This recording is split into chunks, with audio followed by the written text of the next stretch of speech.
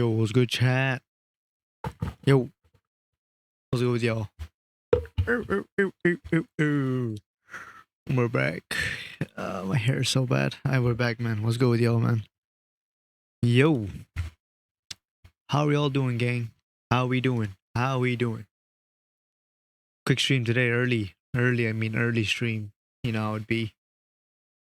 The early one. It's an early stream, gang. What's good with you guys? Come on, come through. Come on.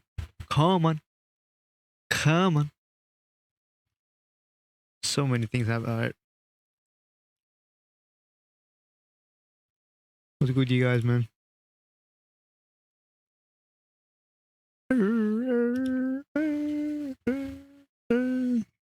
What's good? Yo. Chat. Why are you guys not here? What is happening over here?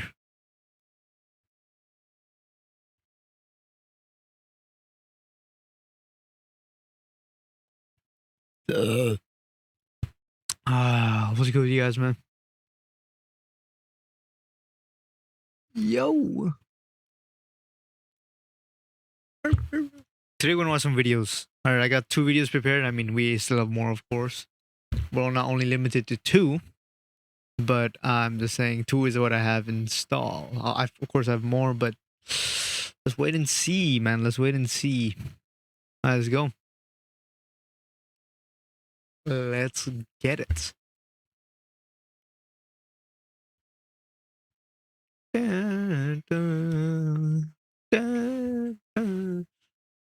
Rerun stream is crazy work.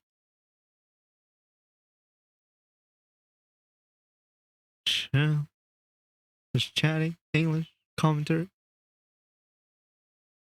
Come on, buddies. Responding to chat. 2 videos to watch.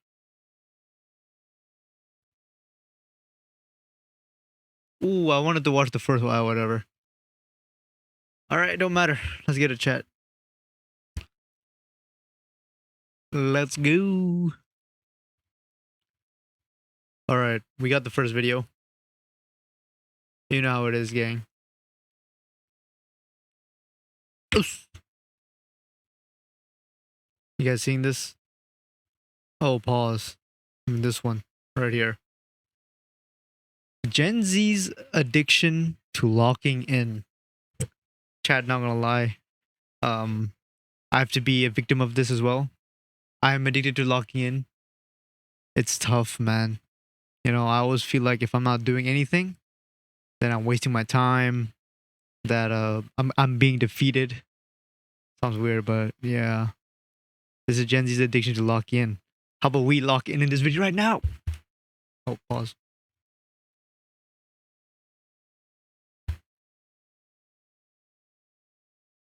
Should be alright.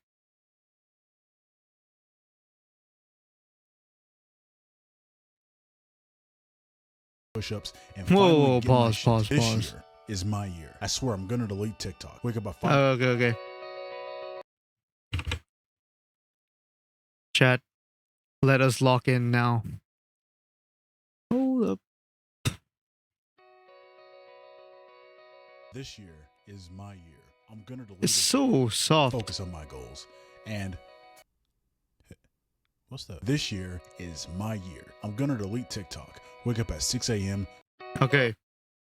Yeah, let's get it. Let's lock in this video. This year is my year. I'm gonna delete Instagram and focus on my goals. And what's that? This year is my year. I'm gonna delete TikTok. Wake up at 6 a.m., start a dropshipping store, do some push-ups, and finally get my shit together. This year is my... You guys remember back in the day, dropshipping was crazy.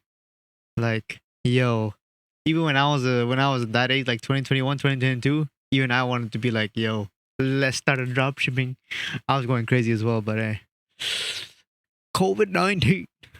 I swear I'm gonna delete TikTok. Wake up at 5 o'clock every single morning, meditate, journal, manifest my dreams, dump everything into an NFT, get rich in crypto, and then I'm gonna find... Okay, This year is my waking up at 4 a.m., going on a dopamine detox. I read Atomic Habits, taking cold showers, listen to a few Huberman podcasts, so now I know I'm ready for. This year is 3 a.m. up, 5 side hustles, red light sauna. I still gotta delete TikTok. This is my winter arc.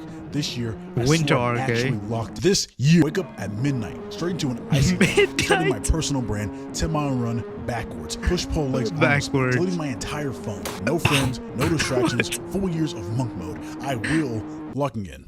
A term that mainly Gen Z has been making popular recently, which can be summed up as just getting serious. Whoa. Lock-in has been searched up back then in 2004? Who searched that up? And in 2010, it rised up again. Lock-in. What do you think locked-in meant back in the day? You know, like, did they say, like, I don't know.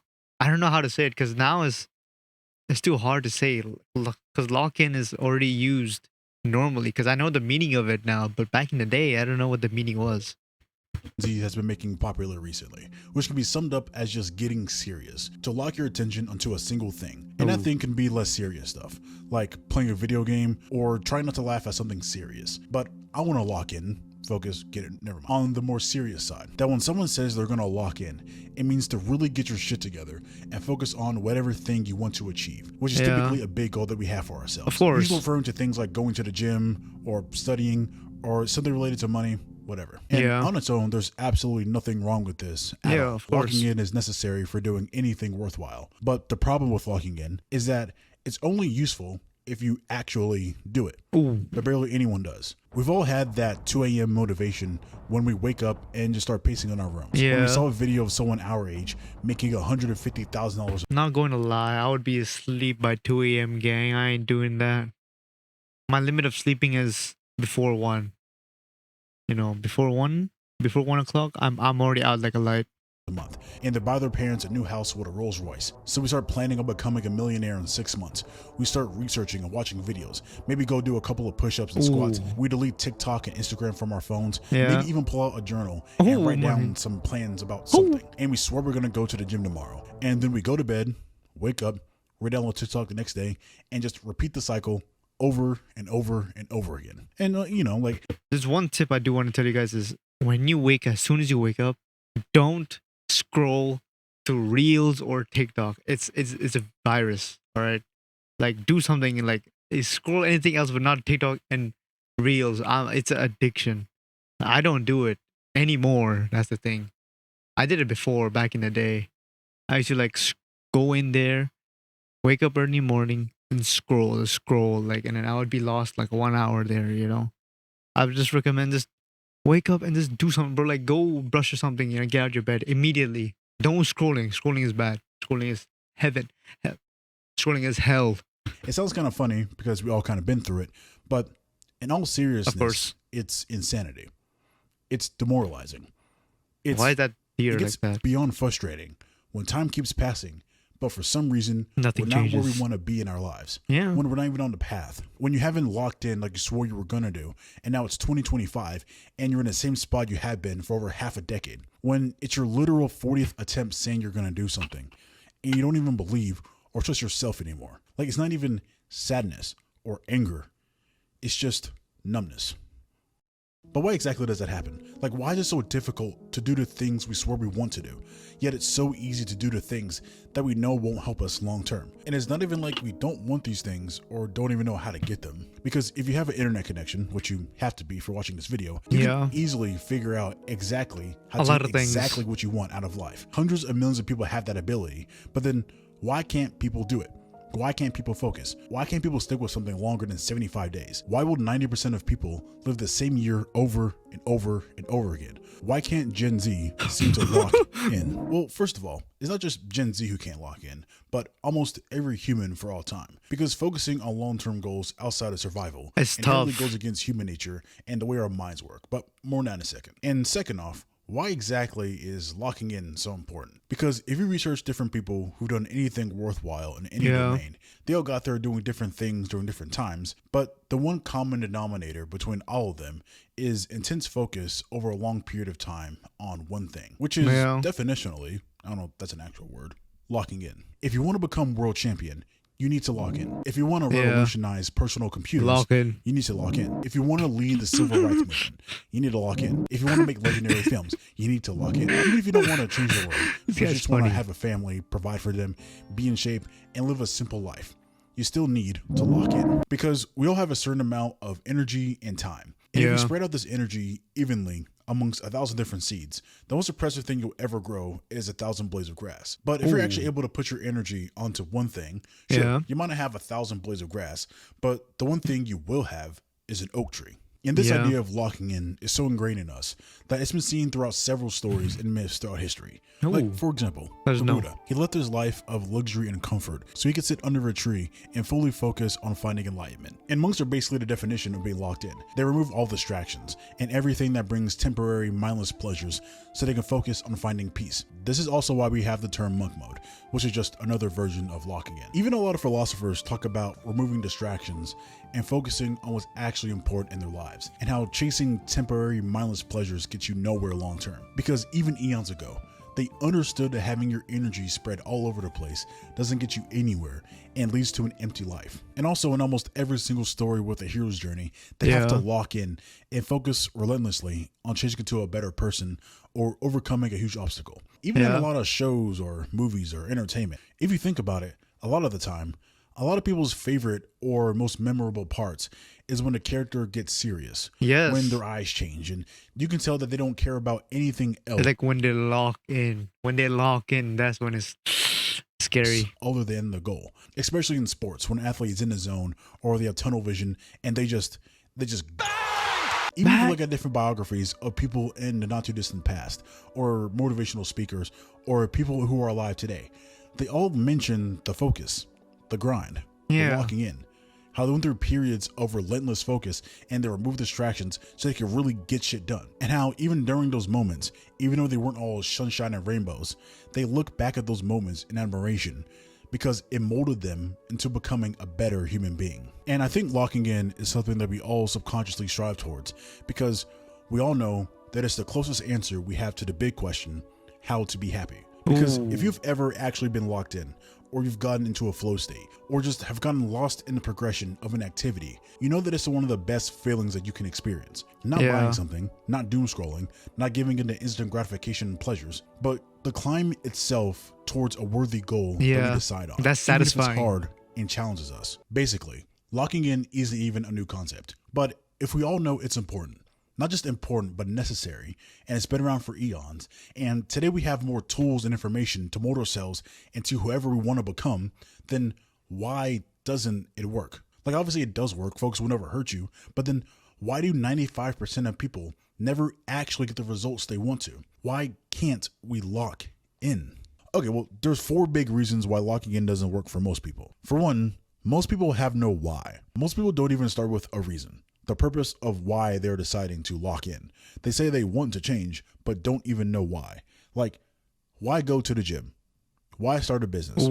Why study? Why make money? Why wake up at 4 a.m.? Those things are not bad to do at all. But if you don't have a damn good reason on why you're Exactly. doing them, I'll bestow some wisdom upon y'all. You know, Aesop wisdom right here.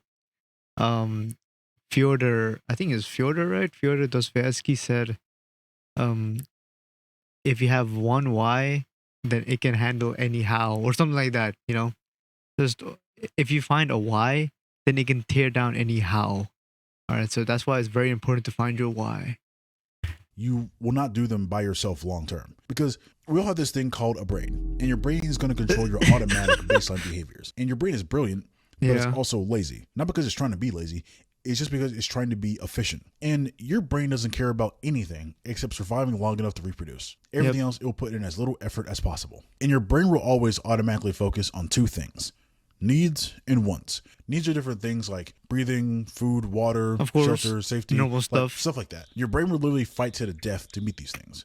Like, literally, it will put your life at risk and put you in danger until those needs are covered. This is why you Yeah. usually see people doing extreme things during life or death situations, because your brain is no longer messing around. This thing needs to get done. And Locks then in. there are wants. Things that don't need to happen, but your brain still wants them. I like to think about these things as pleasures, dopamine, and comfort. But because it's efficient, it's always going to go towards the lowest hanging wants first. Pleasures that are the easiest and fastest to get. achieve. So unless you actively try to fight it via awareness or willpower or discipline or whatever, your brain is just going to do whatever it can to keep you alive and then chase short-term pleasures until you die. Just try it for a day. Just let your brain make all the automatic decisions. You're probably going to do nothing the entire day except just sit there and survive and just give into instant gratification activities and just be lazy. Anyways, the reason it's so hard to focus on boring things, especially long-term, is because our brain is fighting us the entire time. Because it doesn't understand why we're trying to force it to do something it doesn't need to do, because it doesn't care about your goals. The things we want to achieve are not needs. And if it's not a need, your brain will default to going towards easier wants. Like, you don't need to get in shape. You want to. You don't need to start a business. You just want to. You don't need to do a lot of things because the world can handle all of that for you. And the stuff you want out of life will make you feel good eventually. But the path to getting there is long and boring, uncomfortable, and risky. And your brain hates those things, especially when it can feel good instantly all the time. So unless it's truly important to you and your brain, you will inevitably fold. Think back to whenever you're working on anything. Automatically, probably several times, your brain will ask you, why? And if you don't have a good answer to that question, your brain will just slowly turn off. But then imagine those times whenever you had a good why for something.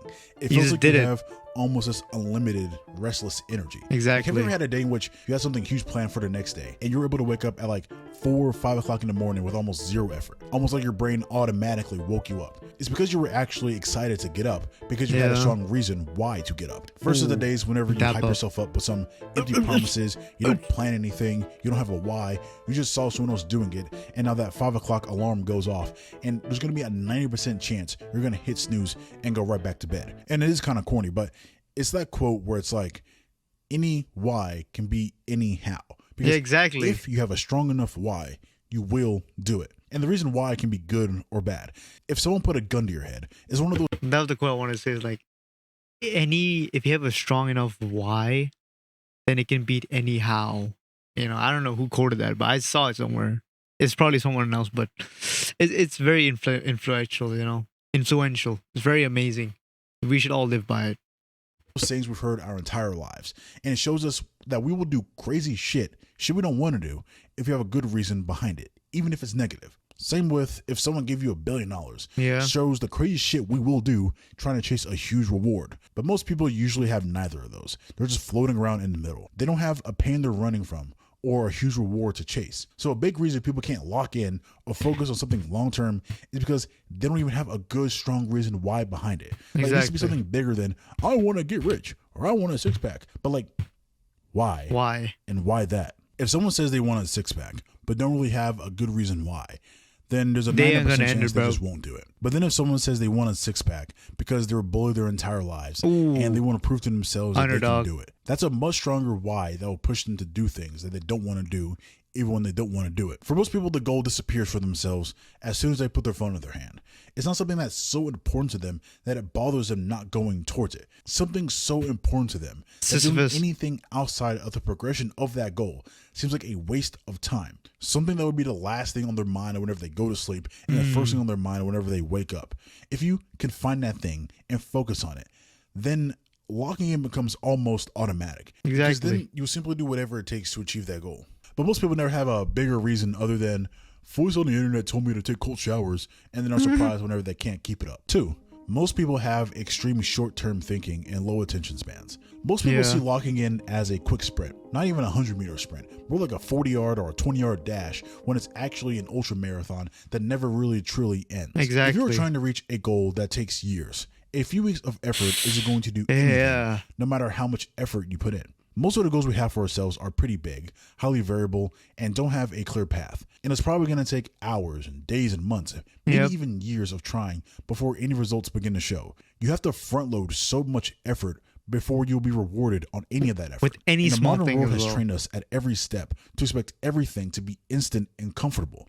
And this combined with our highly efficient, lazy-ass brains make being instantly, comfortably numb addicting. I've already talked about it a lot in this video, but social media, especially short form content, has fucked our attention spans to the Yeah. point that focusing on long-term projects becomes damn near impossible. Like, we've been taught that if the reward doesn't come in 10 seconds or less, we can just swipe and find something else that will satisfy us, Yeah. even outside the screen. The world is full of comfort and convenience, and basically anything you need for survival can be yours faster than any point in the history of ever, and just continues to get even faster and faster. And this is fine when it comes to general comfort and quality of life, but it does skew our perception of other things. And this is very, very noticeable whenever we remove all of our phones and distractions and we try to focus on something that takes longer than 10 minutes. Because, like, you can't put the grind in 2x speed. There is no skip button. There is no real life montage Yeah. and fast forwards There's no a boost. month in 3 seconds. If things get boring and hard, which they will, you can't just swipe to a better moment. And Yeah. since most people expect to become a millionaire in 2 weeks by opening a dropshipping store Nah, and man. reading 25 pages of Atomic Habits, like, it's no wonder why a lot of people fail, because they didn't do the right things long enough. I remember whenever I was 12 or 13 years old, Yeah. I wanted to get abs. So I did some research on YouTube and I found one of those 6-minute ab workout videos. Yeah, quick. And I did what it said, but I got really mad at the very end because it said I had to repeat everything I just did 4 times. Ooh. And I thought I got scammed. But I didn't realize until I got older that it's repetition over time that builds results. Yeah. 'Cause, like, the video wasn't lying. Like, if I would have done what the video said, I would have gotten abs. But it wouldn't just take one set, but maybe like 600 total sets Ooh. over the course of months before I started to see a really huge difference. But I Yeah. didn't know at the time that if you just do the simple things, the things we try to avoid over a long period of time, that's what builds results. Anyways, Yeah. we are in a constant search for a shortcut, the easy Of way course. out. But today, since we have so much access to the internet and information, we can stay constantly trapped looking for the next shortcut instead of just doing the things we know we need to do. We Yeah. will waste more time looking for that shortcut rather than just doing the actions we know we should be doing. But Yeah. that doesn't sound cool. That's why whenever Of you course. hear about it, whenever you hear about someone locking in, it's usually for like 75 days or for Exactly. 6 months.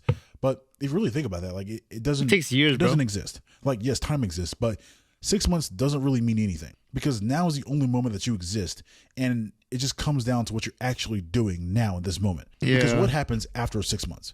If you can actually pull through the actions, like, does it Exactly. stop? Yeah, what Are you happens now? finally done? There is no point in which you're going to reach the point in which is like, oh shit, I finally did it.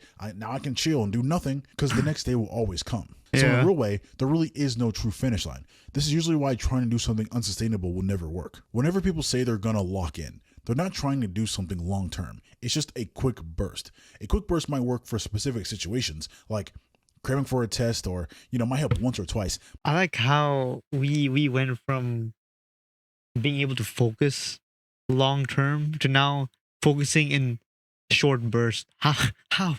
Why is it we trying to make everything quick and fast, even for something called focusing?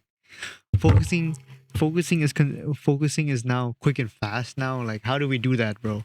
Actually crazy. How do we even manage to do that? How do we manage to influence our brains to want to focus, which is something that's long term, into trying to make it short term? Crazy. But those who make it don't do quick bursts. They just do. Do it. Sprinting won't get you to the end when the road wraps around the entire earth. Like, I use David Goggins as an example. He runs a lot, as we all know. But usually if you watch him run, especially in the middle of those like 100-mile long races, Yeah. he is not sprinting. He's not hauling ass. He's keeping a pace that he can constantly maintain over the course of the entire race, which might only be around like 4 or 5 miles per hour, not a 15, 20 mile per hour sprint. Because Yeah. he knows that if he does do that quick burst that we all try to do, he will fail. Because if you know before you even lock in that you're not going to focus on it long term, you might as well not even start. Because it's easy to get hyped and do the right things for a day or two. Of But course. what about day 67, month 14? Like, is it something you can do until the end, until you actually reach your goal? It's Yeah. better to put in 30% effort for a year than 110% effort for 2 weeks. 3, it's a performative mindset. Like most things, people like to Performative, there declare we shit go. before doing shit because it makes them feel like they did something. Like, it feels good to say, Yeah. I'm locked in, or to post about it, or to say that you're going to go ghost on your Instagram story. But doing all that doesn't mean anything happened in real life. It doesn't mean you're any closer to your goals. It can Yeah. be the first step, but if it's not followed up by action, it doesn't matter. For most, locking in is just another feel-good statement. Most people care more about how others perceive them than their perception of themselves. And once again, this is a human brain thing. Like, we are social creatures and we care about what other people think about us, but sometimes we focus way too much on how we appear to be doing versus what we are actually doing. And whenever we tell the world that we're locked in and people celebrate us and hype us up, our brains make us feel like we did something, even though we didn't do anything. That's why it feels good to post stuff instead of actually doing stuff, to make plans and journaling instead of actually doing what you wrote down. To do the little weird habits like cold showers or meditation or reading some popular self-help book. Why it feels good to watch someone else be productive even though we haven't done anything. Just because you see someone else waking up at 5 o'clock in the morning doesn't mean you waking up at 11 a.m. is the same thing. It's so easy to trick yourself because you feel inspired. You feel like you've been to the gym. You feel like you bought the Ferrari. But if you zoomed out and you watch yourself in third person, all you did was sit there and just consume content for an hour. Now, a little asterisk. I think content like this is fine to consume if you're taking action alongside it, and it's just helping you keep the fire hot. If you're going to be on social media for hours every single day or listening to podcasts, whatever, it is better to be consuming a bunch of self-improvement stuff, good content, rather than brain rot. But for most people, they're not even using it as a supplement. They're tricking their mind into thinking that that alone is actual progress. It's all performative. Like, people say cool things like, I want to become a millionaire, but they don't even pick up a book. Don't even make a plan. Don't even learn what money actually is. They don't change anything. They don't try. They keep swiping on TikTok, and they think the best way to make money is to start a clothing brand with $50 or YouTube automation with faceless AI slop. They have no plan, no goal, no knowledge.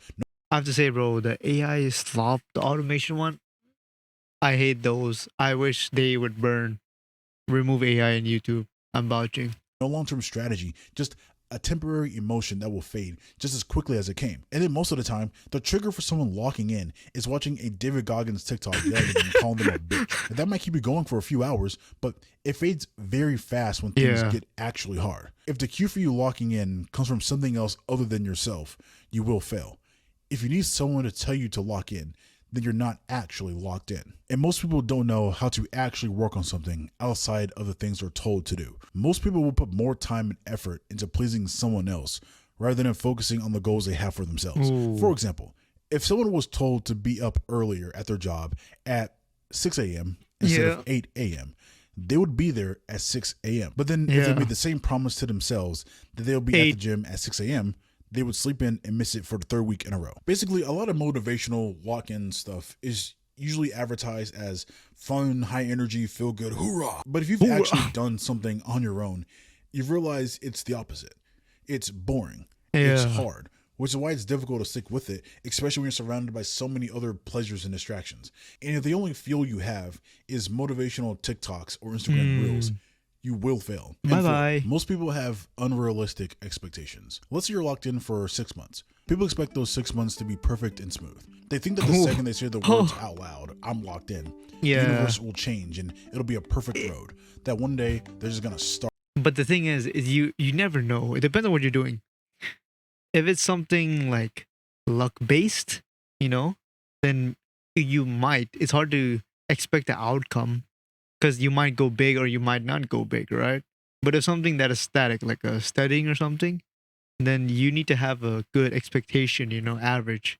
But if it's something like luck-based, you shouldn't really have an expectation, I would say, to how much you're going to gain. And it's going to be this magical ride, and then get blindsided when they run into a problem 5 minutes later. People want fast, easy results. So if someone works on something for a month and sees nothing, they give up. If you ever worked on a project alone, whenever no one else told you to do it, and you actually did it and stuck with it until the very end, you realize that it took much more time than you thought it would in the very beginning, and it took more energy than you originally expected it to. 99% of your time was spent in quiet frustration and self-doubt, and there were at least 100 little roadblocks that could have stopped you at any point. It's difficult.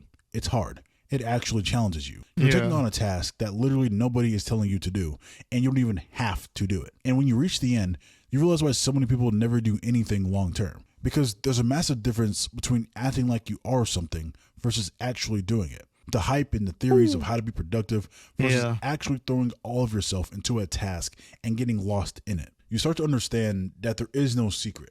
The only thing you can do is do. It's not a Rocky movie where you do 5 push-ups and the whole crowd is cheering for you. It's usually dark and quiet and boring. Yeah. And it's usually very lonely and unmotivating as hell. You're going to constantly feel like you're behind, doubting yourself every step of the way, wondering if what you're doing is even worth it and if you should stop. Your brain is going to fuck with you more than the actual task itself. Yeah. And sure, there are things that you can do to help, but you can't avoid doing the boring part. Yeah. The thing It'll we know we always should be there. doing, that we try our best to avoid. They also think that during that period, it's going to be this constant up. Hey, like right now, I'm not gonna say anything right now, guys, but no one's watching my stream right now. Ooh, look at that! I'm a solo man right here. I'm basically doing what he's doing right now. I'm just basically in my own room, just talking to myself, talking to my own feelings. Up. And every day is going to be 100%.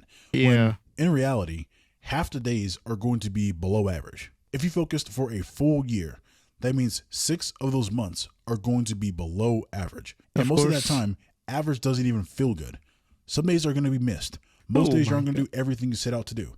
And maybe 3 of those days are going to go absolutely perfectly when all the stars align. But most people Yeah. give up after 5 days because it gets hard and it doesn't meet the expectations that the world gave us. So yeah, when you combine all these things, you understand why locking in over a long period of time is so hard for most people and why it's never really easy. We are biologically hardwired to chase comfort and avoid pain. The big goals we have for ourselves are wants, not needs.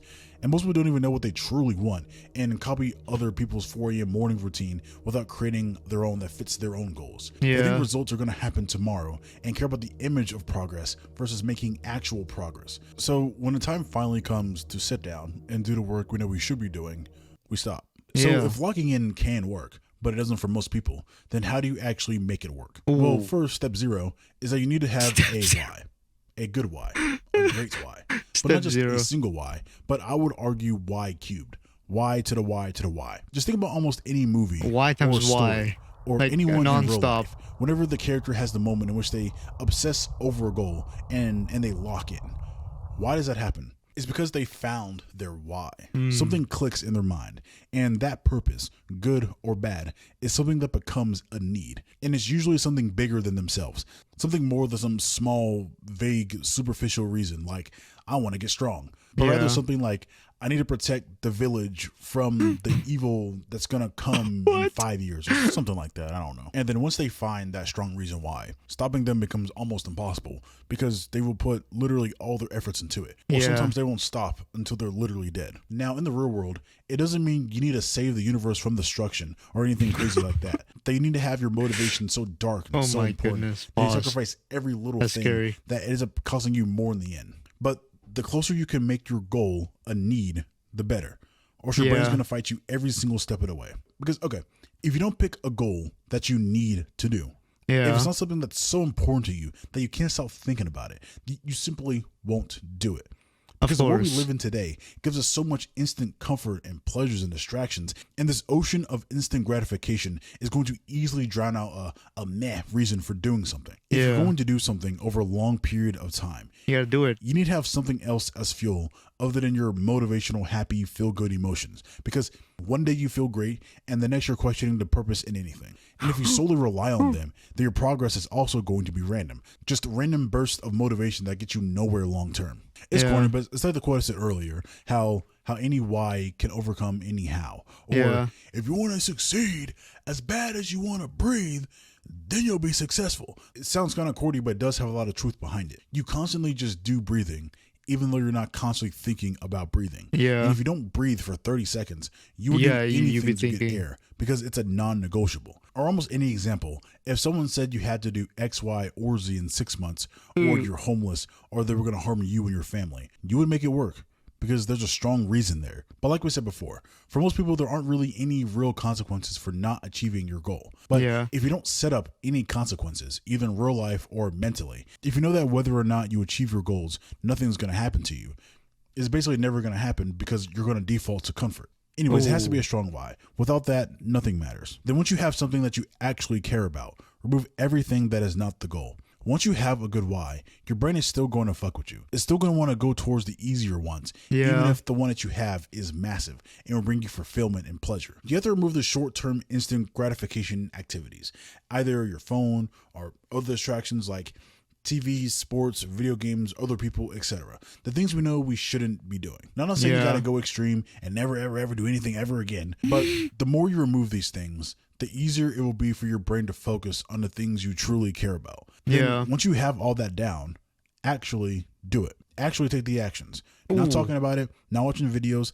not posting on social media, trying to make it seem like you're doing something, but simply just do doing. it. The times whenever I've made the biggest progress in my life or towards my goals is whenever I said fuck how I feel and just do what I know I needed to do. Because there have been a lot of times when I have just listened to my brain all day, every day. And all it does is just stop you from doing the things you know you want to do by just giving you logical reasons for an action. And probably the annoying thing about it is that that feeling of resistance, that self-doubt, the reason not to do something is literally always going to be there. And because your brain is you, it literally knows the perfect thing to tell you to stop you from doing the things you know you want to do. Yeah. It knows how to give you the perfect excuse every time. Ooh. But because it's a constant and will always be there, if you listen to it, it just means you will never make any progress ever. You know exactly what you have to do, so just do it. It's simple, not easy, sure, but you are literally running out of time. Then the hard part is to just keep going.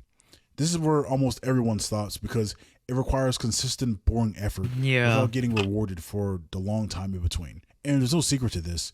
You either do or you do not. But do not. There is no try. And once again, it doesn't have to be perfect, but even showing up 10% one day is infinitely better than doing nothing. Exactly. I like to think about the Grand Canyon.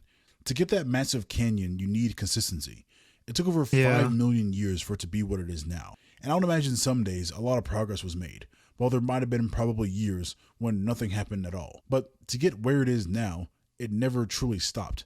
It just kept going, even if it wasn't going full speed the whole time. And finally, this is what's helped me a lot personally. I think the last thing that you can do is expect the hard and embrace it. Ooh. Of course, this is easier said than done, but a lot of the time, we don't do the things we need to do because we have the thought in the back of our minds that we're just going to have to experience discomfort and sacrifice the things we want to do or the things we want most. And it's just going to be all bad every single day. But a big reframe I've had in my mind is that instead of thinking that I get to experience discomfort every single day, I try to change it to I get to experience the greatest feeling ever every single day, which is achievement towards personal goals and overcoming resistance. Locking in, so try to have that glued to the front of my mind to keep going until I remember why I started. And also I think it's helpful to remember that literally, no matter what you do, it's going to be uncomfortable. Even if you do nothing and you give into your instant pleasures, you're going to feel uncomfortable knowing that. I think I saw this thing is like, if you do it, you'll regret it because it'll be hard. If you don't do it, you'll regret it because you didn't do it, right? So you have to choose what you want to regret, right? It's either you regret that it's hard or you regret that you didn't do it.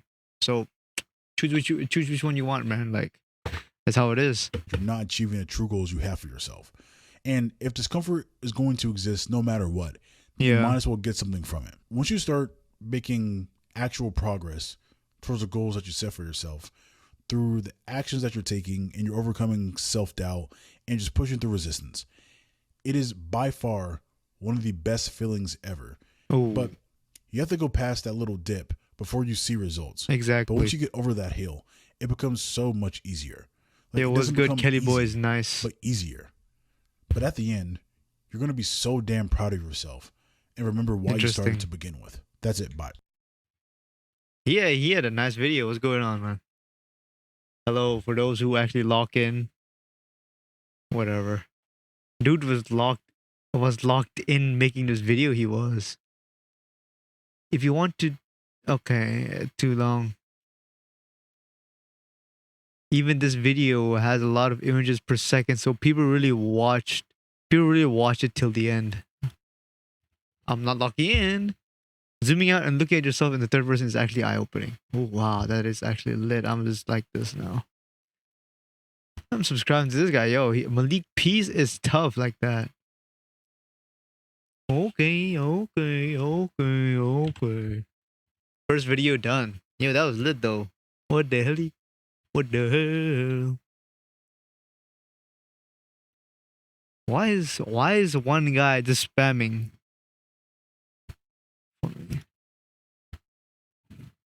A guy just spammed in my chat. Okay. We're gonna watch something else now. Let me see. Let's watch this one. I already got plenty of things to watch, chat. Plenty. I have a plethora of activities to watch. I do wanna. Yep. Okay. Well, pause. Pause. Pause. Pause. Pause. Pause. Pause. Pause. Pause. Pause. Okay. Let's get it. Let's.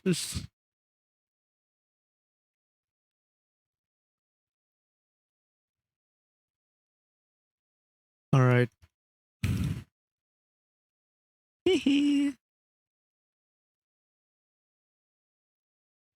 All right. Let's get this. Is AI slop worse than cannibalism? I don't know. AI slop is very, very bad, but converting to cannibalism, I think I kind of low key I get what the meaning is. You AI slop is literally like eating yourself, eating your own brain. So I think I get the metaphor. What it's trying to say is like it's like cannibalism, but I don't know. We gotta see. Let's lock in. Cannibalism is bad. Of Or course. is it? Technically, humans can eat other humans. We are made of meat, and meat Okay. is food. The body of an adult man disgusting. contains approximately 120,000 calories, What? which is enough to feed another adult man for around 48 days. Whoa. The overwhelming majority of the 63 million people who died in 2025 were not eaten, which means that a huge amount of edible protein was wasted. If not for the widespread cultural taboo against cannibalism, Yeah. those extra calories could have helped to alleviate hunger in the developing world. Widespread cannibalism would also be good for the environment by reducing Why? the global demand for farmed Oh, meat yeah. and by reducing the amount Ooh, of that's methane disgusting. released This by is decaying disgusting. human corpses. Some philosophers have argued that our modern cultural aversion to cannibalism is entirely irrational, assuming that the people being eaten are already dead and have given their consent for their Yeah. bodies to be consumed. Famous serial killers and the historical records from cannibalistic societies also confirm that human flesh tastes really good. Now, What? at this point, you may be thinking, holy sweet Mary, mother of what the was Yeah, that? I'm thinking the same thing. That's good. That means that you are a normal functioning Thank human you. being. Thank you. Cannibalism is, in fact, very bad. The ethical system that I believe in is that an action is morally good if and only if it benefits humanity. Ooh. And an action is morally wrong if and only if it harms humanity, where humanity is defined as the social group friends. emergent from all W living vid. Homo sapiens. I haven't There are watched this many, yet. many different systems of morality and ethics. I'm sure plenty of my viewers disagree with the An action is morally good if and only if it benefits humanity. system I've just described. And please Good. feel free to argue against it in the comments. But for the purpose of today's video, this is what we're going with. Cannibalism is morally wrong, according to my ethical system, if it causes a net harm to humanity. Of course. We've already talked about the potential benefits of cannibalism. So, what are the downsides? Well, humans carry diseases that can infect humans, obviously. So, humans eating humans is an excellent way to Disease. spread disease. There are even certain incurable prion diseases that are primarily transmitted via cannibalism. Spreading fatal infections pretty clearly harms humanity. So cannibalism is at least somewhat wrong. Now, I'm no anthropologist, but presumably a society in which other people are an acceptable food source if you're really hungry is also much more Wow. likely to collapse Yo. into murder anarchy during a famine. Yeah. And murder anarchy harms humanity. Cannibalism being culturally accepted also provides a strong incentive to dehumanize other people, kill them, and even treat them as livestock. Yeah. Historically, institutionalized cannibalism has been closely enmeshed with slavery, murder, torture, Ew. human sacrifice, and sexual assault. The victims were generally women, children, and prisoners of war. In several places, there were actually markets where you could buy human flesh Bruh. for consumption. If you want to learn more about the history don't of know. cannibalism I'm good, and bro. also feel physically sick, I'm you good. too can subject yourself to reading the Wikipedia page No, on bro. human cannibalism. I'm good. It is officially my least favorite page on Wikipedia. Dear Wikipedia, the section on which body parts taste best is not necessary. Throughout history, can What? parts taste Human palms and soles were really favored for eating. Feet and hand. Why? Who do I think will? Okay. Who do I think will win the World Cup? Okay, this is kind of off topic now. Who do I think will win the World Cup? Mbappe, the Frenchman. Mbappe is always my goat. Mbappe is always my goat. But yeah, thank you though. That was a good question. You know, I was going crazy with this crazy statement, so I had to refresh a bit. Let's continue. Best is not necessary. Throughout history, cannibalism has been extraordinarily harmful to humanity, Yeah. with very little benefit. Even so-called respectful funerary cannibalism, in which people eat the bodies Feed, of no their own feed, family, bruh. has caused deadly disease outbreaks, such as the THRU epidemic among the Foray people of Papua New Guinea. What In is this THRU, bruh? context, our Yo, modern stop putting cultural feet. taboos against cannibalism aren't irrational. The taboos are directly beneficial, both to individuals who avoid contracting dangerous diseases Exactly. and to society, which avoids a major incentive for dehumanization, exploitation, anarchy, and murder. And the benefit would be, what, slightly more available calories? Cannibalism harms humanity. Yeah. Therefore, cannibalism is It's morally bad. wrong. Most of Exactly. you probably already Stop knew putting that. hearts. Cultural norms are useful because they give you a mental shorthand for deciding what is and what is not okay. You didn't need to read the worst page on Wikipedia I don't wanna read and that, spend bruh. several days wrestling with moral philosophy to know that cannibalism is not okay. You internalized that idea as a child without needing to be explicitly Bro, taught. right now they're just talking about cannibalism, eating humans, but then the literal video saying is AI slop worse than cannibal. Like when are we gonna get to AI slop, bro? Like And you probably now have a strong feeling of disgust on. towards the idea of eating other yes, people. cannibalism bad. I think we need to develop a new cultural norm with a similar feeling of visceral disgust for a different consumable Okay, product. thank God. AI slop. Yes, sir. AI slop is media that has been generated by artificial intelligence. That could be a book written by ChatGPT, or a video made by Gemini, or a Yeah. podcast about hating women churned out by Grok. For AI slop to be morally wrong, in my ethical framework, it has to harm humanity. So, does it do that? Yes, to it answer that does. question, we need to get philosophical for a moment. Okay. You, the person watching this video, are an emergent property of your cells. In other Okay, words, yes, you we are. the constantly changing pattern of interactions between your cells. Yeah. If I took the 37 trillion cells in your body, separated them, and kept them alive in 37 trillion different test tubes, you, the person, would be dead, even though all of your cells are still alive. You are more than just the sum of your cells. Yeah. You are emergent from their interactions. Humanity, the social group, is an emergent property of humans. If I took all 8 billion living humans, separated them, and put them in 8 billion different prison cells with no way to communicate, humanity, the social group, would stop existing, even though all of the humans are still alive. Humanity is emergent from the interactions of humans. AI slop harms humanity by destroying these human yes. interactions and replacing them with a cheaper synthetic alternative. And worse, Economically, and worse. this makes sense. The exchange of ideas between humans through books, films, art, music, photos, video games, YouTube videos, news articles, blogs, tweets, comments, and everything Everything. else on the public internet makes money. So there's profit to be had in squeezing Slop, humans slop, out of the slop, equation, slop, at least on the production slop, side. slop, slop. In practice, this means that tech companies are trying to automate human culture itself. In doing so, they are essentially Oh my ripping God. out humanity's nervous system. They are destroying something that is fundamental to our species. He's and there saying will facts, be though. less of humanity,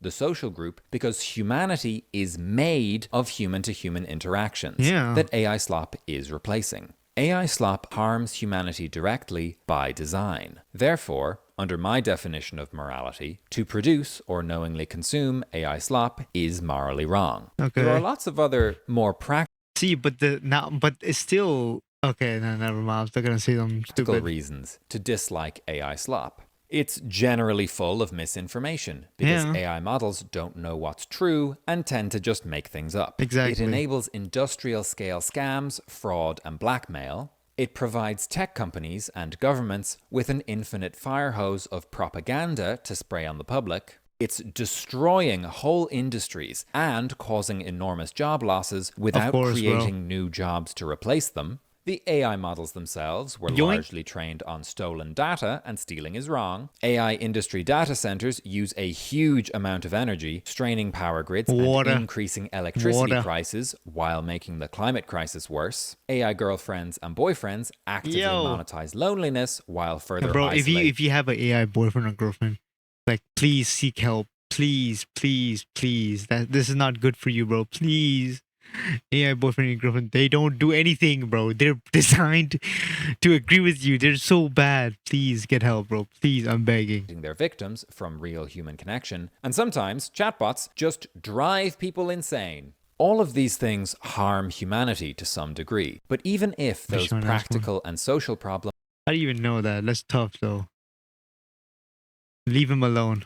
were solved, the fundamental purpose of AI slop is to automate culture and replace human interactions. The best case scenario for AI slop, working as intended, is still morally wrong. And honestly, why would you want to live in a future where all of your media is generated by an algorithm, where most of your friends Hi, are name. How corporate are you? chatbots? What is human culture at that point? How does democracy work in that world? How will we share our ideas and opinions with other people if the internet is buried under a seething ocean of slop? Yeah. Genuinely, what is the point of this technology? I know, right? Beyond like big tech companies want to make money, I can understand and even support the desire to automate boring office work or manual labor or scientific research, but automating human culture is insane and dystopian. Which brings me back to my original question. Is AI slop worse than cannibalism? Oh, let's see My now. emotional gut reaction is no, obviously Of not. course. But maybe that's just my social conditioning talking. Rationally, Oh. I'm honestly not sure.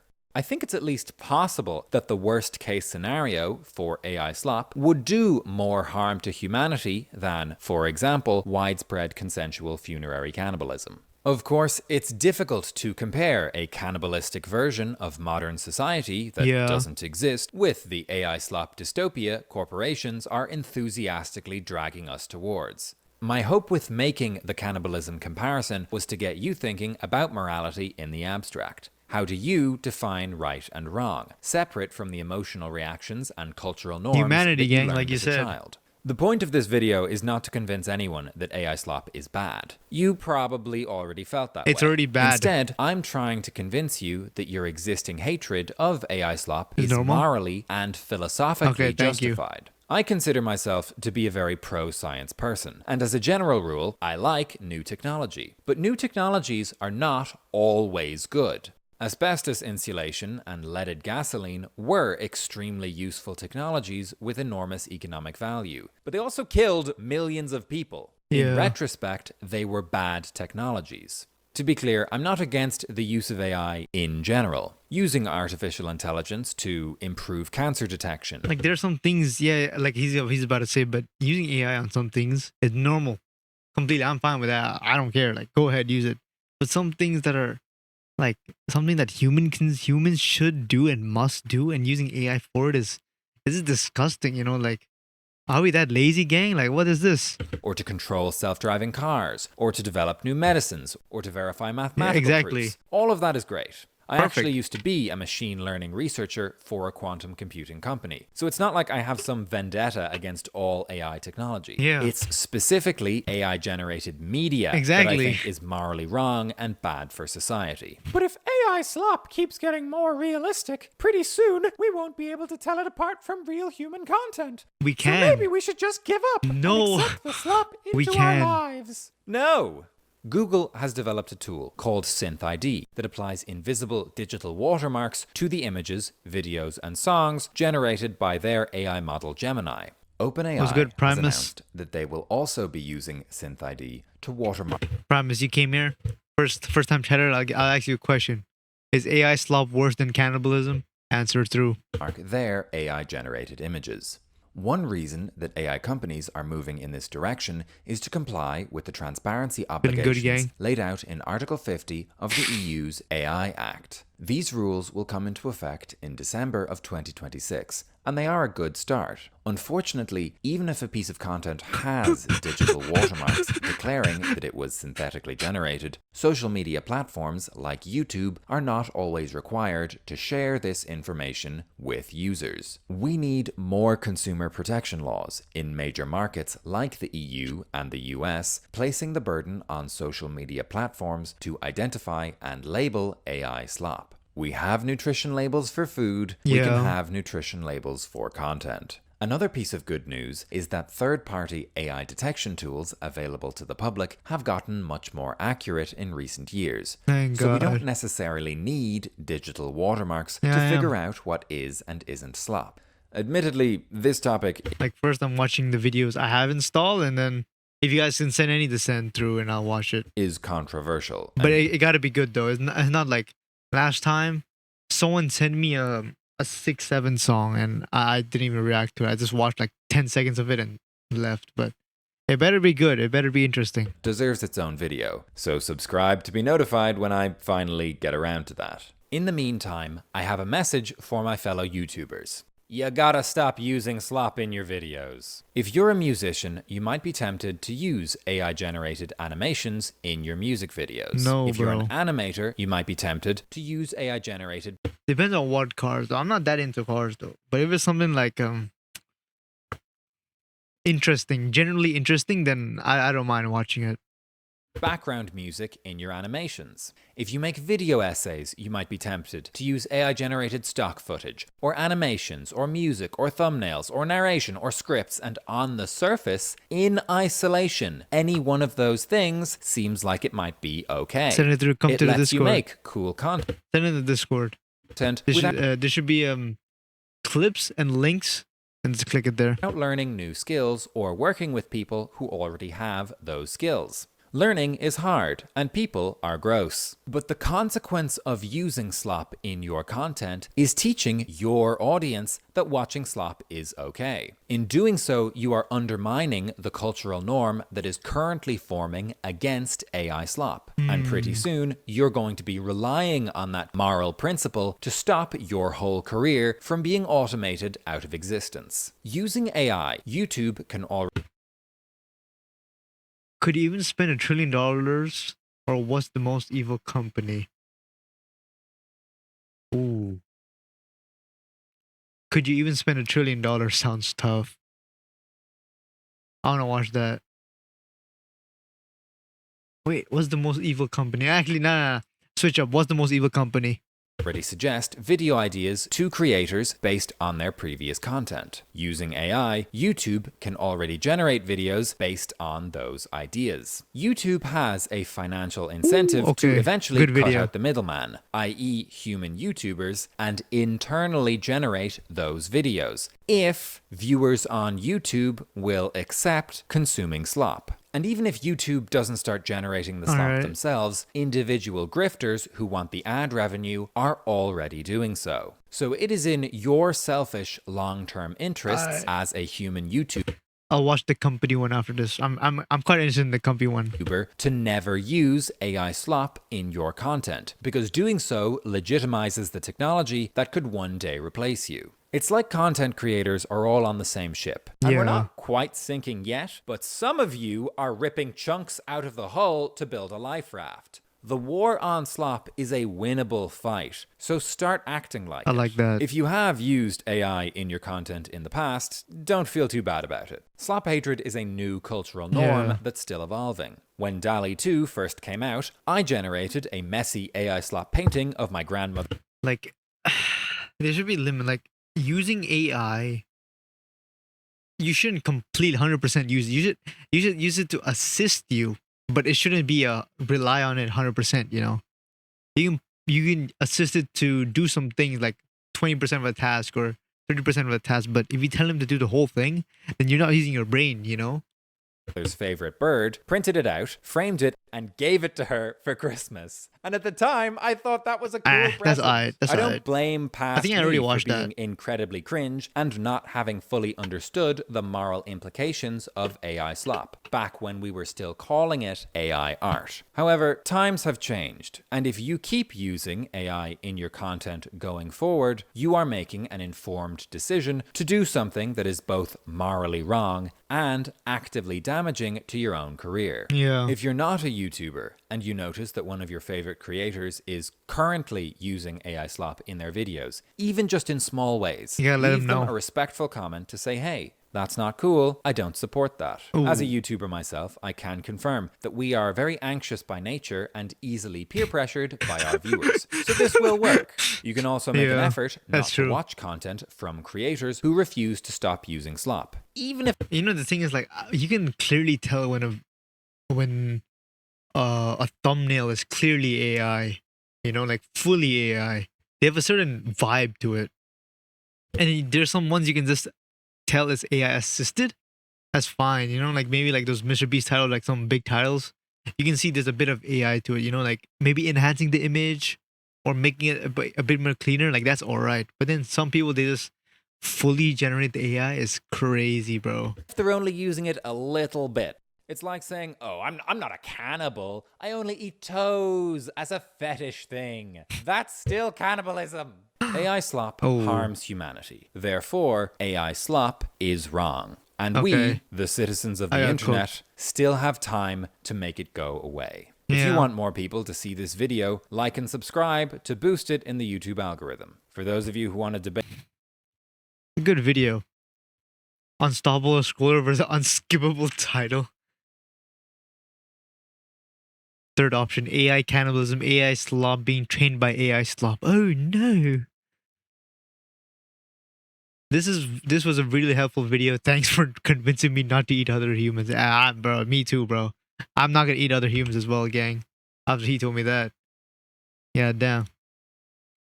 I'm gonna check this one, the company one. Ooh, okay. Can't wait. Hold up. Wait, I think I already watched this though. Oh yeah, I already watched this. God damn it, dude. You messed me up. I had a feeling. Your Primus, I already watched this, man. I'm sorry.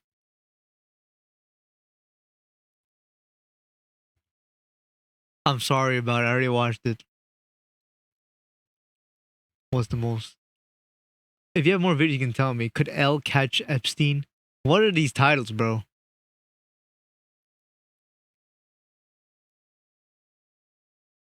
The strangest things that correlate with IQ. Ooh, that's tough. Am I late again? Yo, what's good, Anola? Yeah, you're never late. We're just gonna start a new video. Have you seen every Jackpot's vids? No, I have not. I've only seen just a few. I've seen What's the Most Evil Company. What happens when you win lottery? I already seen that. Could you spend 1 trillion? I already watched that as well. Ooh. Actually, whoa, this guy has some nice videos. I'm gonna check him out. Billionaires who hate each other. Who's the richest person in history? Actually, I want to watch that. Thank you. Cause I've seen a few of his videos. Who's the richest person in history? All right. Yo, Enola Holmes, you came in right in time. Don't worry. We're gonna start a new video right now. Let's get it. No, no, no. Hate. Hate. H-A-T-E. Hate. I hate billionaires. I hate. Not eight. Eight is crazy. Hate. You know, like you want to beat up the person. Oh, we got it now.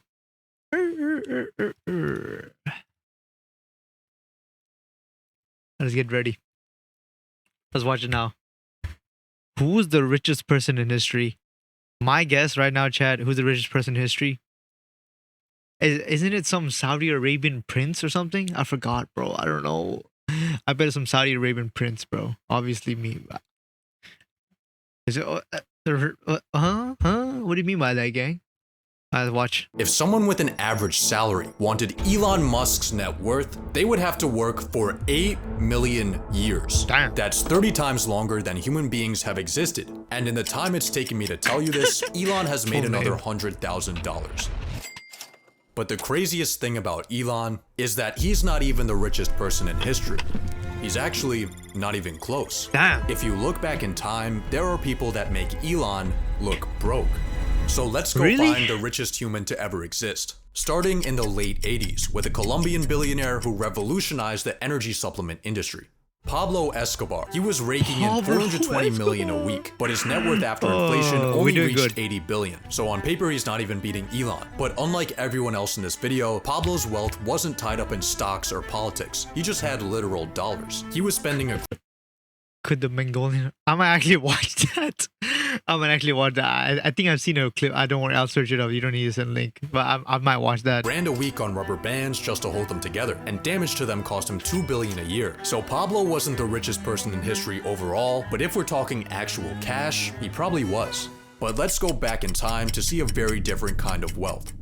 The year is 1945. World War II just ended, and in America, millions of soldiers are coming home. They'll return to a blue-collar economy, where families can be supported on a single income. The American dream is alive and well. How's everyone else doing?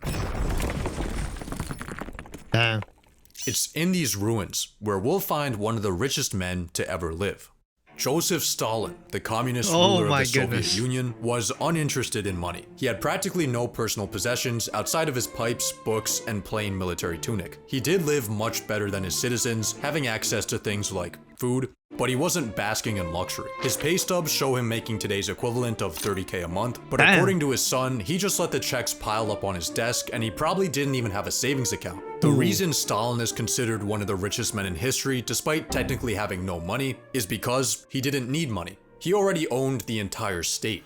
Doing anything that questioned his power, even something like telling a private joke, would get you gulagged or executed. Stalin had so much control that after he had a fatal stroke, no one called a doctor for 12 hours because everyone was too scared of Stalin waking up and punishing them for acting without official order. Yo, imagine like Stalin's down there, and then he's your homeboys being like, "Yo, what do you do, gang? Yo, our leader's gonna die. Yo, but if we call someone, he might shoot us, gang. Like, what do we do?" And then like the other guy's like, "Yo, I think we gotta call him, bro. I can't. We can't do this." And Stalin wakes up, and then what do you say? And then boom, boom, boom. Oh my god. So despite being the greatest leader, interesting. You know who I gotta say? The greatest leader is probably Kim Jong-un. Kim Jong-un is my greatest leader. broke on paper, Stalin had complete control over an economy that would today be worth $10 trillion.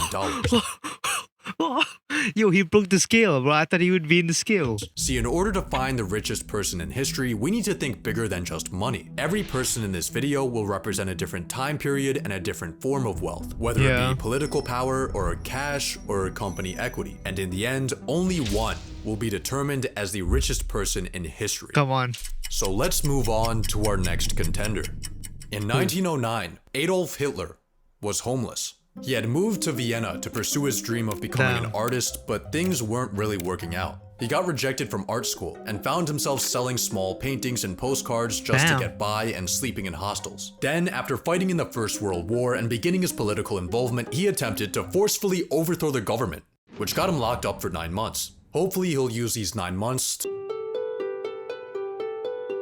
AI images, bro. Mein Kampf. Upon release in 1925, the Racism Manifesto met with mediocre sales. But as Germany's situation declined, Mein Kampf's popularity grew. And when Hitler took power in 1933, the book was everywhere. It was also around this time when Hitler realized he had access to developer commands. He instructed the government to buy 6 million copies of his own book and hand them out to soldiers, government officials, and newlyweds. He then avoided a $2 million bill by making himself tax exempt. His next lick was copywriting his own image, which allowed him to collect royalties on every postage stamp sold in Nazi Germany. Then he copyrighted his speeches so he could collect money when they were printed in the news. These passive income streams made Hitler millions. Jeez. By the end of his life, Mein Kampf had sold around 10 million copies, which actually isn't an insane amount. For reference, he was outsold 3-1 by Anne Frank, but Hitler did have one last side hustle. Between 1933 and 1945, it was estimated that he received over $5 billion in donations from his supporters, most of this coming from wealthy businessmen. It's impressive how much personal money Hitler was able to milk out of his position, but his real wealth came from his military might. At its peak in 1942, Nazi Germany controlled nearly all of Europe, stealing hundreds of billions in resources and putting millions of people into forced labor. So through his conquests, Hitler commanded resources worth $3 trillion in today's dollars. Another one. Oh my god. But before dictators, there was a man building a very different type of empire. Henry Ford had a revelation. If you pay them more and let them sleep, your slaves won't revolt. In 1914, Henry made the radical decision to double wages from $2.50 to $5 a day. He then cut the work week from 6 days to 5 days. After seeing the operations of meatpacking plants, Ford organized his workers in a line, an assembly line. What resulted was production time for the Ford Model T dropping from 12 hours to 90 minutes. Prices dropped from $850 to $290. And for 50 years, the Model T was the most sold car in history. But Ford's greatest invention wasn't the assembly line or the Model T. See, after Ford made automobiles accessible to the masses, people began moving outside of cities and driving back and forth to work. And after the success of Ford's mass production methods, they were widely copied by companies and countries. The suburbs, commuting, and the modern work schedule can all be traced back to Henry Ford, which is why many credit him as the inventor of the middle class. So despite his measly $200 billion personal net worth, Ford's massive influence might make him the richest person in history. But Henry's success was only possible. Okay, wait, chat. We're talking about influence at this point. So wouldn't you say, who's like the most influential man in this world?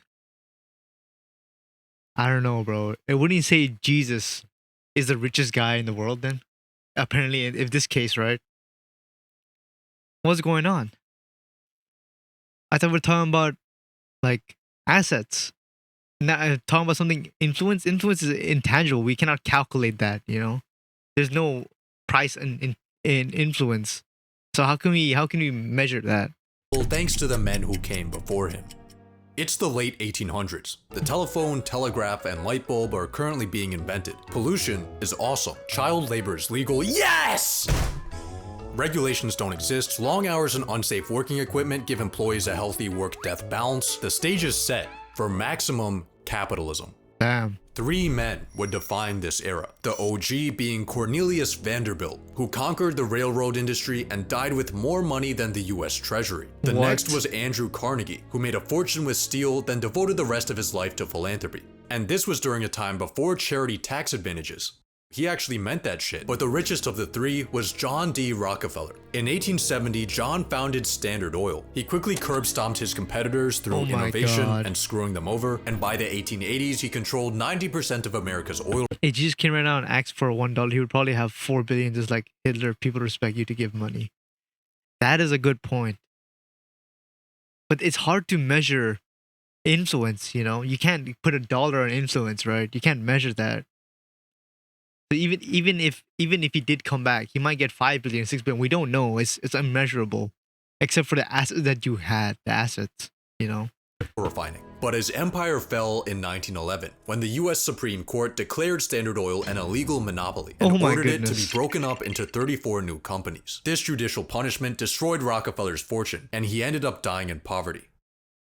Just kidding. After the breakup, he had ownership in each of the new companies, and their stock values soared, making him richer than ever before. Exactly. If he gets $6, like you can't measure that. You know, we don't know. It's unmeasurable.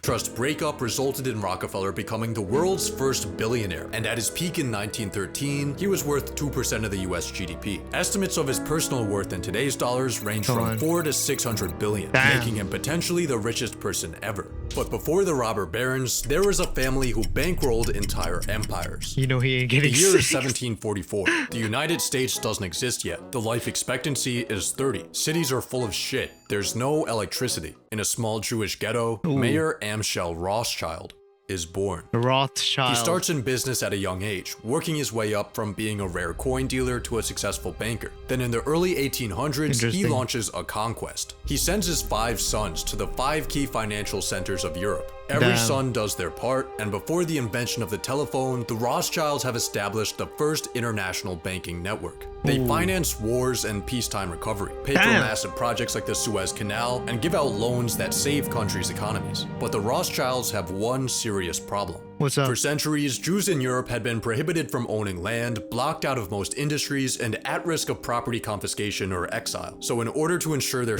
Kim Jong-un is influencing, even if it's unethical. He asks for money, he asks for building, it's there. survival, Even if it's unethical, he asks for money.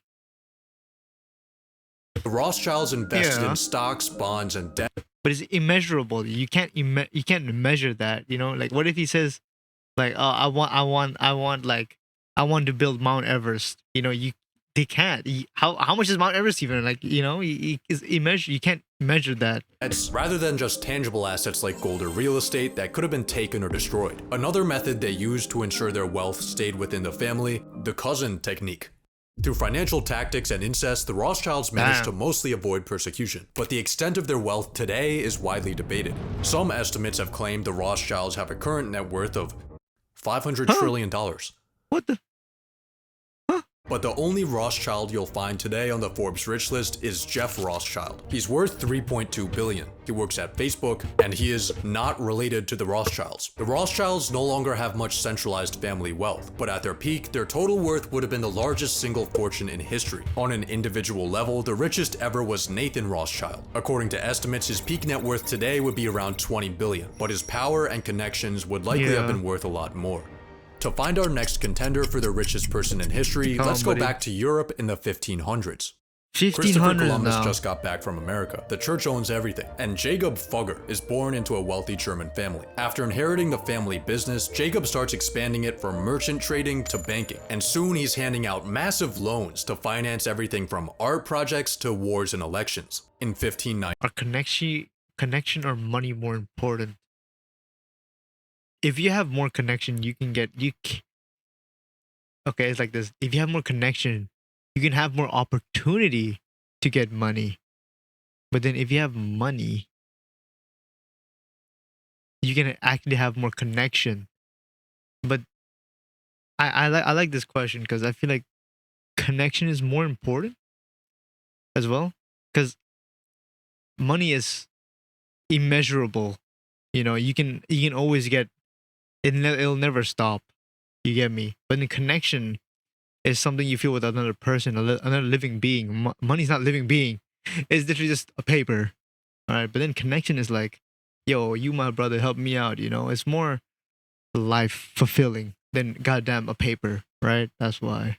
He spent the modern equivalent of hundreds of millions of dollars to get Emperor Charles V elected. But when Charles was slow to pay back his debts, Jacob sent him an angry letter reminding him of his place. It is well known and clear as day that your imperial majesty could not have claimed the Roman crown without my help. History repeats itself. Church officials ended up getting in so much debt to Fugger that they started selling heaven passes, called indulgences. This led to a protest, which led to a religious revolution. Fugger had more influence than kings, but he was also a nice guy. He made the first ever social housing complex, and to this day, 150 people still live in these apartments at the cost of $1 a year, as well as 3 required daily prayers for the Fugger family. At his peak, Jacob owned 2% of Europe's GDP, which would be around $400 billion today. But the richest person in history may have been further back in time. How is Stalin still the richest guy in all this list, bro? He has 10 trillion. Y'all gotta do something, bro. Come on, heaven passes is crazy as well. In 1324, I was talking about this guy. I thought this guy, isn't he the richest man? Didn't he own everything in the world? Like, I don't know. Went on a pilgrimage across Africa. His name was Mansa Musa, and he was the king of the Mali Empire. Mali had a lot of salt and a lot of gold.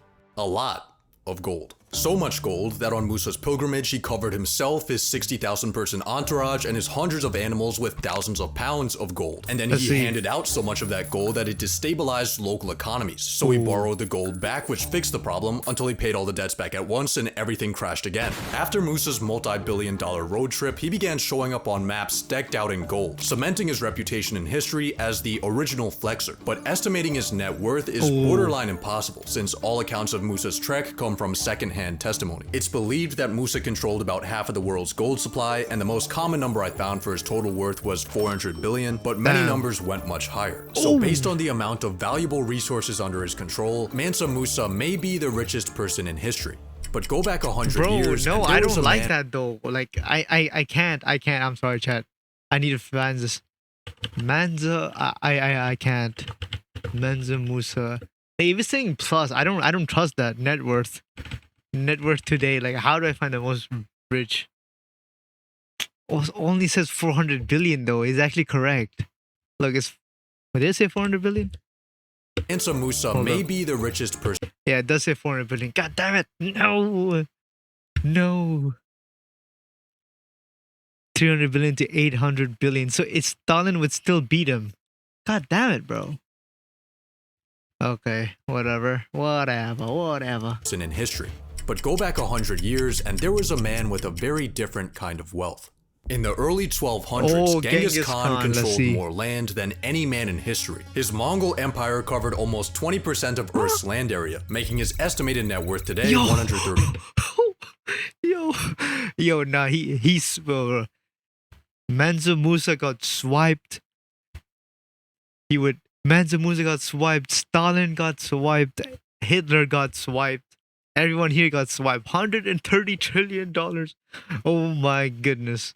Trillion. But this is slightly misleading. No. Genghis never really had No. much wealth of his own, and this was actually vital to his influence. Rather than taking for himself, war loot was redistributed to soldiers and commanders to promote loyalty. Genghis wore the same clothes and ate the same food as his crew. He slept in tents and asked to be buried with no markings or signs. Genghis Khan didn't really have desire for personal wealth or possessions, but based on his control of land, he may have been the richest guy to ever live. But let's go even further back in time, to the year 1 AD.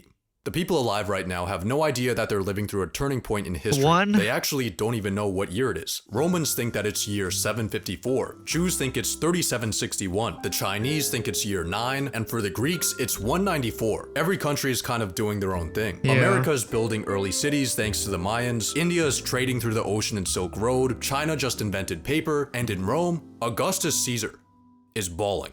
A few years prior, he defeated Mark Antony and Cleopatra in battle and snatched up Egypt as his personal property. He now controls around 20% of Rome's economic output, and that includes the tax flows, the treasury, the gold and silver mines, and revenue from conquered lands. He also has a money method where he kills rich people from his own empire just to take their stuff. Damn. After Caesar passes in the year 14, he officially gets declared a god. A god with an estimated modern day net worth of $5 trillion. No, bro. But let's go back another 900 years. More than this. Civilization is in its early stages. Most people live short, difficult lives. Money in the form of coins doesn't yet exist. Yeah. King Solomon rules over the kingdom of Israel, collecting gold by the ton. His yearly tax revenue is 666 talents of gold. He basks in his riches with his 700 wives, and in today's money, he's worth over $2 trillion. But this is all according to accounts in the Bible, written hundreds of years after he would have lived. When we're this far back in time, details get murky. Written accounts are sparse and incredibly biased. The richest man from ancient times will never really know. So, who is the richest person in history? Genghis Khan, Looking at this graph, it seems like there's a lot of people who make Elon look broke. But these numbers don't tell the whole story.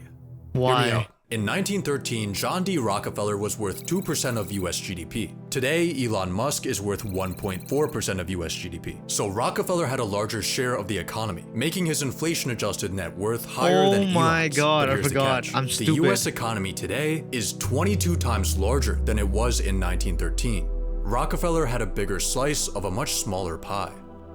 estimated numbers don't tell the story of how the entire world has become more and more prosperous. That's why I failed over time. maths. Elon is now the biggest fish in the biggest pond that has ever existed. On top of this, his wealth is a personal fortune. It's well documented and verifiable, unlike ancient figures like King Solomon. It wouldn't disappear if he lost his positions of power, unlike dictators and heads of state. He can access it for whatever he wants, and he harnesses technology that ancient figures would think is witchcraft.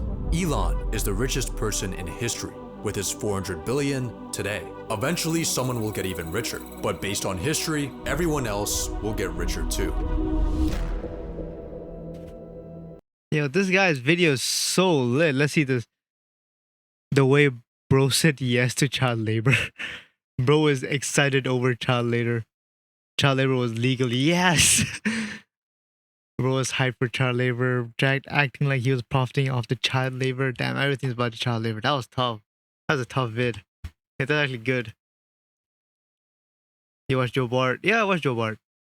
I like him. It's good.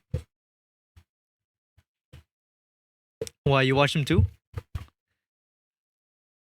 I like his videos. Yeah, he's chill. Yeah, I like his videos. It's good.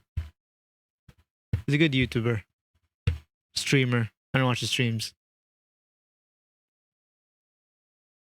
What is this? A CDL. Hold up.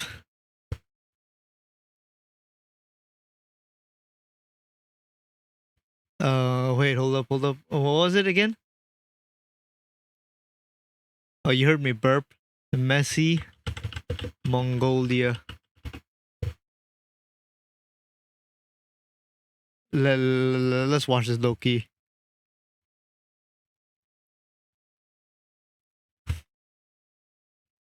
Chat. I don't know what to say. Here it is. You guys asked for it. The Mongolian Empire was the world's largest Could the Mongolian army stop Prime Messi? empire. These people were so ruthless that they killed 10% of the world's population. Let's see. Genghis Khan, the ruler of the Mongolian Empire, controlled everything from Ukraine to Korea. Some even Damn. called him another incarnation of the sky god. What? But the main question still remains, could the Mongolian army stop Promise? At its peak, the Mongolian Empire had over 100,000 soldiers, but it wasn't enough. Messi proved that numbers meant nothing to him. 2, 3, 4, you could bring a truckload of men. Didn't matter. Messi would drive. But the Mongolian army didn't become so powerful just like that. They like to play dirty. But no, brother, Messi has also seen many dirty players. When teams played against him, their only motive was to kill him. So I don't think a violent player will affect Messi that much. But the thing that can affect him is Genghis Khan. Really, can he? What is this video, bro? Now, Genghis Khan wasn't just brutal. He was a genius. He knew exactly how to move strategically, which man to place in which position, and how to use him. So to counter this move, we'll give Lionel Messi some good generals. We know how lethal he was under great generals like Pep Guadalajara, Luis Enrique, or Scaloni. So we need to pair him with great war generals. And not just war generals, we'll also need great army generals like Xavi, Yunus Jadeja, Busquets, Luis Suarez, and Neymar to full support army him in the battle. Now this will be a very tough match. But we're forgetting one thing when I say the Mongolian army stopped You are Prime actually Messi. right. Which Messi am I talking about? The teen protege, the one who dazzled everyone with his raw talent, the one who scored that Ankara Messi goal, or the false Nile, the one who won a treble, the one who scored 91 goals in a calendar year, the one who stunned everyone with his burger slinging, or the creator, the one who destroyed Europe with the MSA trio, the fabled 2014 World Cup. What hasn't this Messi done? Or the captain, the lone warrior who single-handedly carried the Barca team, or the ruthless one, the one from The Last Dance, who will do anything to win. Damn. He doesn't care what the world thinks or doesn't think. He just wants to win. Now I have another theory. I'll see that after God this. exists. I don't know about the religion, but he definitely does. Sometimes some people are God's favorites. Messi is one of them. So forget about the Mongolian Empire, brother. Who can defeat someone who has God's hand on them? What is that video, bro? It didn't even make any sense. I thought he would go like to some like mathematics or something, like, oh, the Mongolian army is 300 people, but then Messi can actually dribble out those people, whatever.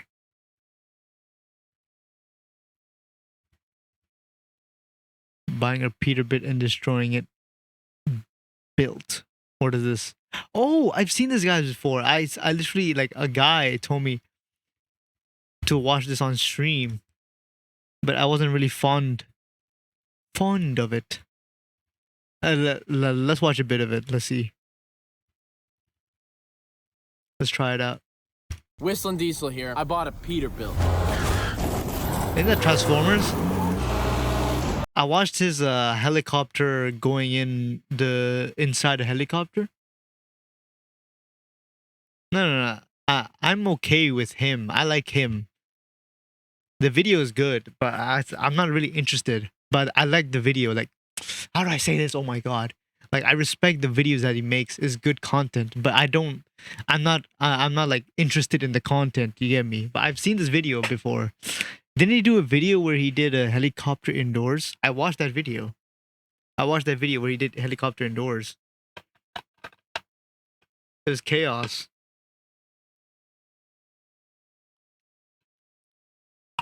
Need some more water, gang.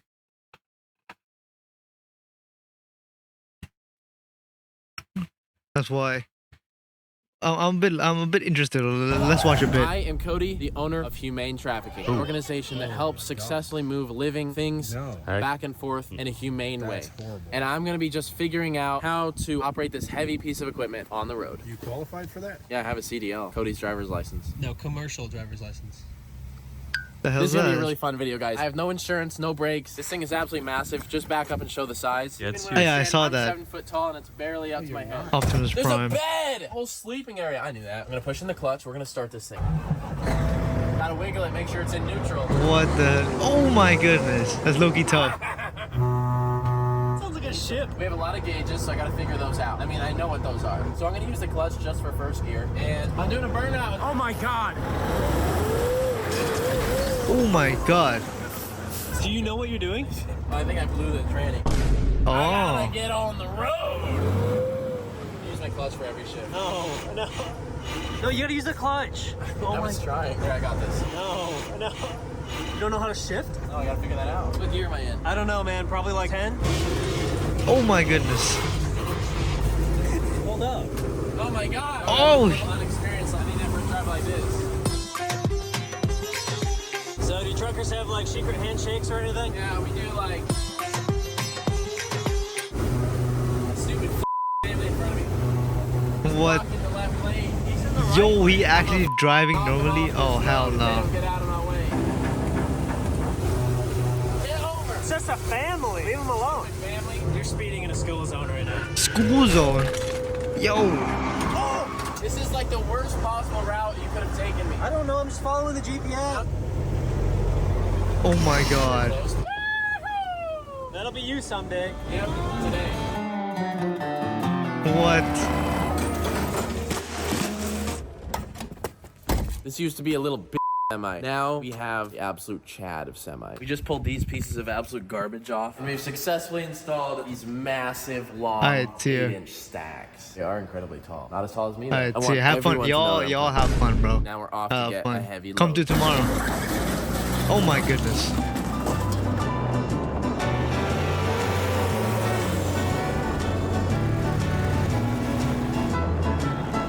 I look so fat. Now we have to acquire the second part of our truck. 'Cause right now we're only driving like, it's like a semi. It was good. I don't know how to say your name, bro. Your name too tough, bro. Nice to see you. What's good, man? This video is low-key growing on me. Semi-complete. A lot of options. This bad baby can fit so many people and good tires. They painted them, but see if there's any goodies in here. Oh, yeah. Wow. It's kind of nice with the skylight. I like that. Humane trafficking making a level up. Well, we gotta get. Hold on, I want to see this video a bit. Like, what does he do? Yo! Oh my god, this guy's a monster. This has some of the absolute. Oh my god. And I just parked my semi on top. Yo! Okay. This is actually lit. This is actually lit. Let me check Enola Holmes one first. Let's get it. THRU versus browser. Rap battle. Oh hell no! It's alright. It's alright. That's about right. THRU versus browser. It reminded me back when I was a kid. Flower Man, but it has 7 souls and is determined. Super mix. Are y'all hearing this?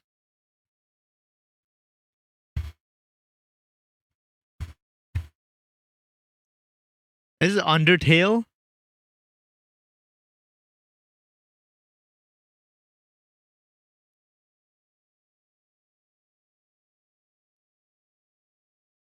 Woman's Journey. Damn. Oh, I didn't know. Why is there a man journey and a woman's journey and then a purpose and then whatever? No? Yes? No? Pause. It's not bad.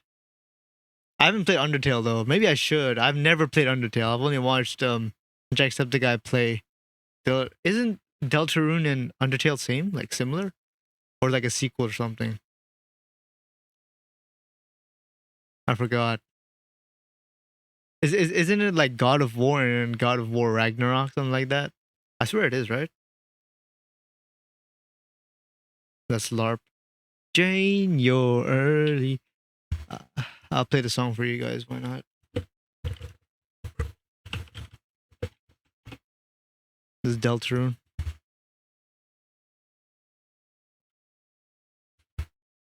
Should be alright. Let's LARP. Oh, okay. I didn't know. Damn. Ooh. Maybe I should play. What's y'all's dream cars? Like attainable, semi-attainable, or unattainable?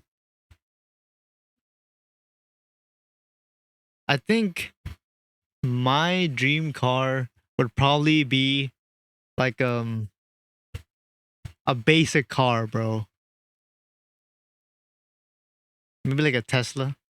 I mean, I don't have a car right now, so I wasn't really a car guy. A 4-seater would be nice. A van. I like a van. Are we going to rap or battle? Battle's better. Less LARP. I'm not much of a car guy, you know.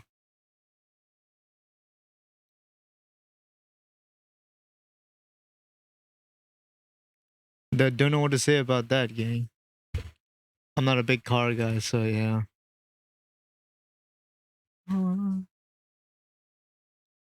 Unattainable.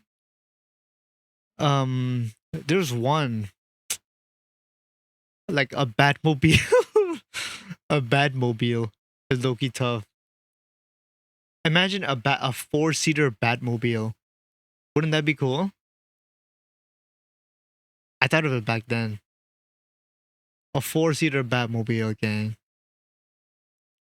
Because ain't no way that's that's attainable, right? Like, there's no Batmobile in real life, right?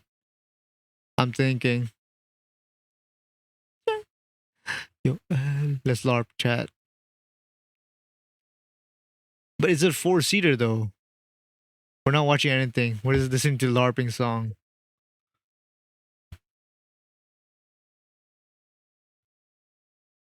V8 supercharged.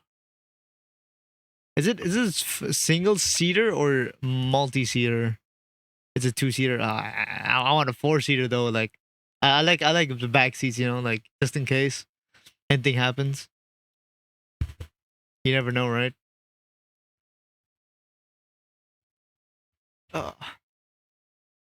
That's why it's tough like that. It's tough like that, man. I need some water, bro. Oh my god. Mm-hmm. What happened to Massasium? Yo, Massasium. He created his account at 10 May. That's when that's my birthday. Joke. Oh, the Batmobile is a semi-attainable, huh? Interesting. That's when I ate bread. May 10. Many people do a lot of things at May 10, gang.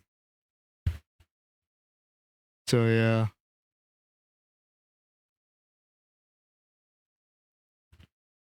Own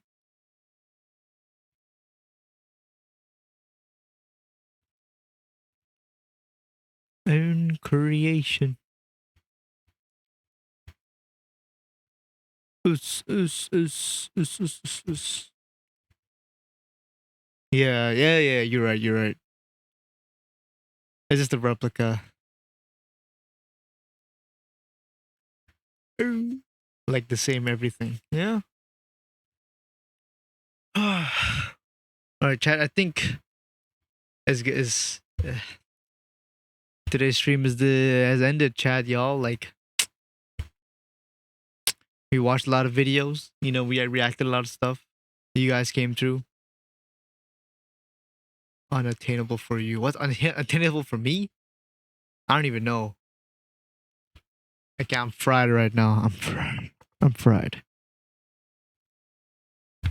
See you then. Yeah, man. Enjoy all days. Follow every social platform that I have. Come to tomorrow. Have a good day. Yeah, Noel Holmes. You didn't come yesterday. I'm punishing you. As well, bro. Primus, enjoy. And come to tomorrow. I like your name, 6-7 with it. Stay cool, player. Oh my god, you have aura. Oh, jeez. I'm shivering right now. My legs are shaking. Joke. Alright, bro. See you guys. Come, I'm shooting you before you... Okay. Y'all have fun. Tell your friends and family about me. And let's LARP. See you boys tomorrow.